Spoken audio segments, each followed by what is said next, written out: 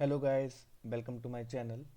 जैसा कि आपको पता है, आपका एग्ज़ाम था एसबीआई क्लर्क का। तो इसका रिव्यू मैं बता देता हूँ कि कैसा रहा आपका पेपर आज का।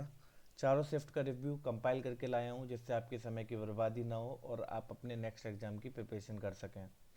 जैसा कि कल भी मैंने इन्फॉर्मेशन दी थी कि 27 तारीख को जिन लोगों का एग्ज़ाम था, तो यूट्यूब पे बहुत सारा मिस इन्फॉर्मेशन आ रही थी कि आपका पेपर बहुत ही टफ आया था, क्योंकि उसमें एक कैसलेट आई थी। कैसलेट डीआई मैंने बताया भी था कि अगर आप एक कैसलेट डीआई भी सॉल्व नहीं करेंगे तो फिर आप क्लर्क के पेपर बड़ी ही मुश्किल से पास आउट कर पाएंगे। क्योंकि हालांकि इस बार तो पास करना इतना कठिन नहीं है, क्योंकि 14,000 वैकेंसी है, लेकिन फिर भी एक सेफ साइड में अगर आप इसको लेके चलेंगे तो आपको कैसलेट भी बनानी पड़ेगी। चलो मैं रिव्यू दे देता हूँ। तो आज का पेपर कल के हिसाब से तो बहुत ही टफ आया था। देखा जाए तो मॉडरेट था पेपर। आज में जो डीआई का था उसका लेवल 4 डीआई बढ़ा दी थी। डीआई लेवल मतलब 4 हो गई थी डीआई।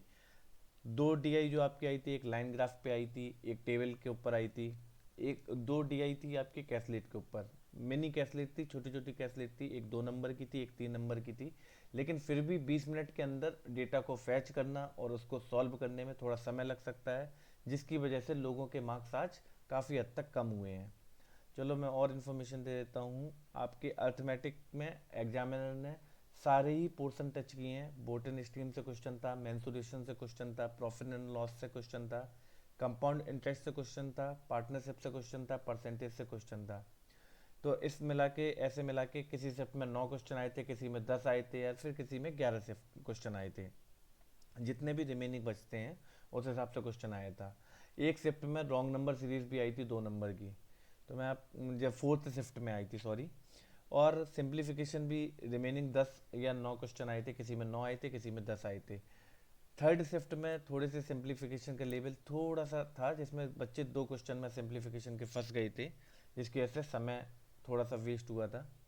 इसके अलावा इंग्लिश में सारे ही जो भी बकाया की शिफ्ट में थी उनमें इंग्लिश के सेम क्वेश्चन आए थे, लेवल भी सेम था। रीडिंग कॉम्प्रिहेंशन था, एरर डिटेक्शन था, फ्रेज रिप्लेसमेंट था, वर्ड यूजेस था, वर्ड अरेंजमेंट से क्वेश्चन आए थे, क्लोज टेस्ट से क्वेश्चन आए थे।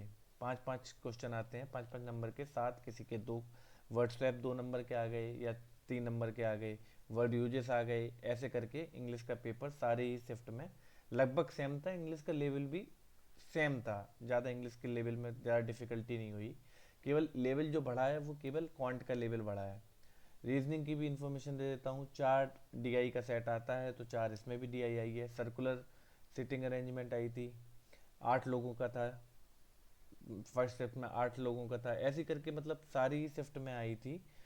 पजल्स मैं बता देता हूँ। बॉक्स बेस्ड आई थी किसी शिफ्ट में, मंथ बेस्ड भी आई थी, अनसर्टेन आई थी, इनक्वलिटी आई थी, किसी में इनक्वलिटी की जगह से लॉक्स आए थे, मिक्स सीरीज के क्वेश्चन थे, पेयर फॉर्मेशन था, मीनिंगफुल वर्ड के ऊपर था, number based and simple coding. तो ऐसा रहा था आपका पेपर। मैं गुड अटेम्प्ट बता देता हूँ, जैसा कि लोगों के गुड अटेम्प्ट गिर गए हैं। तो मैथ में 22 से अगर 25 भी आप करके आते हैं तो सेफ स्कोर की तरफ आप माने जाते हैं। और रीजनिंग में 30 से 32, और इंग्लिश में भी 20 प्लस के करीब अगर आपके मार्क्स आ रहे हैं तो आप ये क्वालिफाई कर लेंगे पेपर आराम से।